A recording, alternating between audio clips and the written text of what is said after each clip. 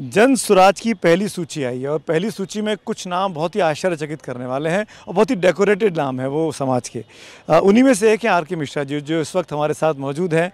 दरभंगा से इनका नाम आया है, जन स्वराज के लिए चुनाव लड़ेंगे। आईपीएस अधिकारी रह चुके हैं, डीजी के तौर पर रिटायर हुए हैं। अभी कुछ ही महीने पहले की तो बात है ये।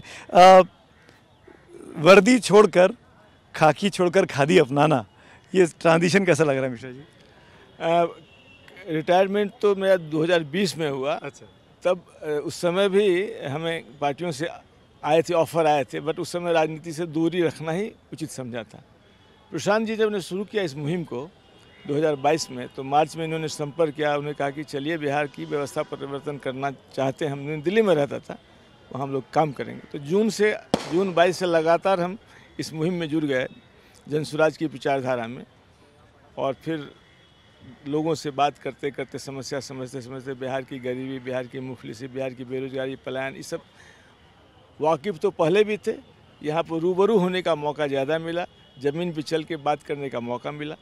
तो लगा कि इससे एक अच्छा प्रयास किया जाना चाहिए। जब पार्टी बन गई तो पार्टी के संगठन को मजबूत करने की दिशा में चुनाव प्रबंधन की व्यवस्था को देखने के लिए था।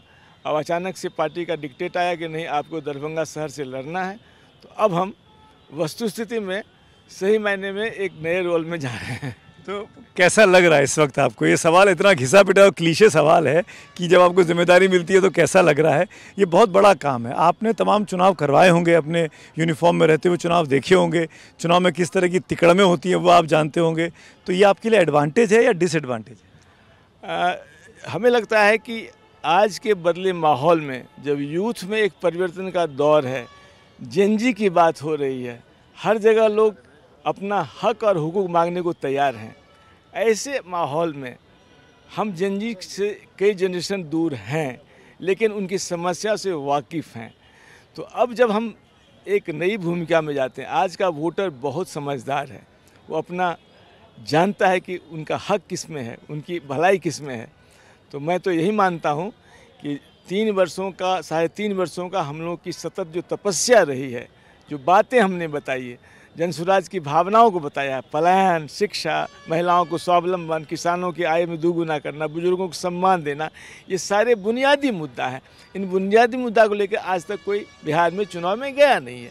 यहाँ पर जाति और धर्म की राजनीति होती रही है।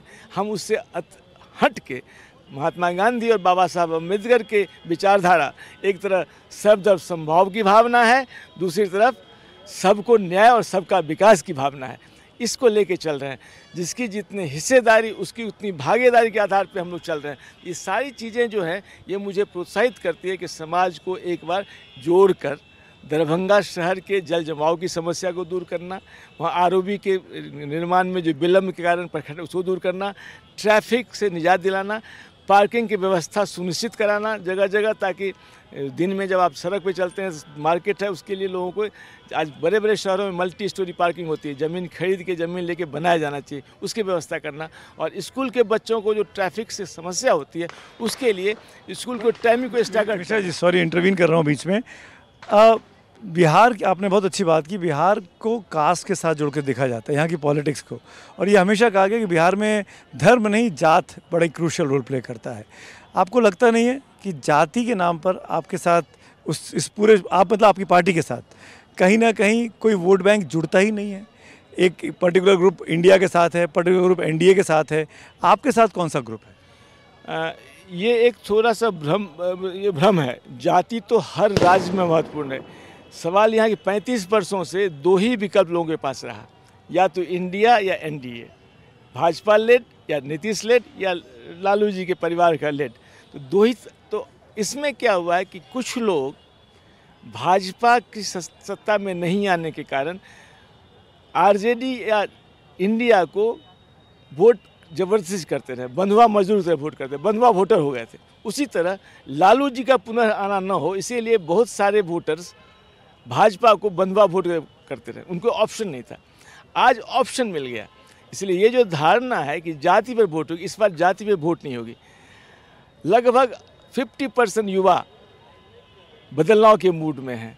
उनकी कोई जाति, युवा की कोई जाति नहीं होती। युवा को जात से बांधना बड़ी भूल होगी राजनीति की। तो हमें लगता है कि ये आज के युवा, आज की महिलाएं आज के वो लोग जो बिहार से 50 लाख लोग जो बिहार के बाहर पलायन कर रहे हैं, उनको जात से मतलब नहीं, धर्म से मतलब है, उनको रोजगार से मतलब, उनको पलायन से मुक्ति से मतलब है। वो सब कुछ को तोड़ते हुए और बंधुआ वोटर यदि एक बार विकल्प मिल गया, उनको लगा कि ये वास्तव में बिहार के विकास की बात करते हैं और हम कर रहे हैं, हमारे साथ लोग हैं। हमने सर्वे जो कराया उस सर्वे में अजीब गरीब हो रहा है। 1/3 वोटर जन स्वराज की बात करता है और साथ ही साथ 1/3 वोटर अभी तक डिसाइडेड नहीं है। मतलब 60% जो लोग वोटर्स हैं वो दोनों गठबंधन से उदासीन है, मुक्ति चाहता है। इसीलिए कुछ ना कुछ अप्रत्याशित होना चाहिए।